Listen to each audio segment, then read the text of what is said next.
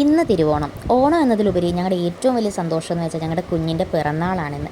ചിങ്ങത്തിലെ തിരുവോണം. അപ്പം ഞങ്ങളുടെ കുഞ്ഞിൻ്റെ പിറന്നാളിന് ഞങ്ങൾ മാത്രമല്ലല്ലോ ഈ ലോകത്തുള്ള മിക്കവരും സദ്യ ഒരുക്കുന്നു.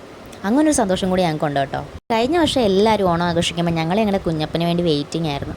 ഒരു പ്രതീക്ഷയിലായിരുന്നു തിരുവോണത്തിനെന്ന് വരുമെന്ന്. പക്ഷേ എല്ലാം വളരെ പെട്ടെന്നായിരുന്നു കേട്ടോ. അങ്ങനെ അപ്പോൾ രാവിലെ കറിക്കുള്ള പരിപാടിയൊക്കെ നോക്കുവാണ്. അപ്പം അമ്മ തന്നെ വിളക്കൊക്കെ കത്തിച്ചായിരുന്നു. അപ്പോൾ അച്ഛൻ അത്തത്തിനുള്ള പരിപാടിയൊക്കെ നോക്കി. അച്ഛനോട് റൗണ്ടൊക്കെ വരച്ച് തരാൻ പറഞ്ഞപ്പോൾ കറക്റ്റായിട്ട് റൗണ്ടൊക്കെ വരച്ച് തന്ന് അത് ഞാൻ അത്തം ഇടാൻ തുടങ്ങി. പെട്ടെന്ന് അത്തം ഇട്ടിട്ട് വേണം അമ്പലത്തിൽ പോകാൻ. കുഞ്ഞിൻ്റെ പേര് ജന്മനക്ഷത്ര പൂജയൊക്കെ നടത്താൻ ഇന്നവൻ്റെ നാളായതുകൊണ്ട്. അപ്പോൾ അങ്ങനെയൊക്കെ ചെയ്യാൻ വേണ്ടി പെട്ടെന്ന് പരിപാടിയൊക്കെ തീർക്കുമായിരുന്നു.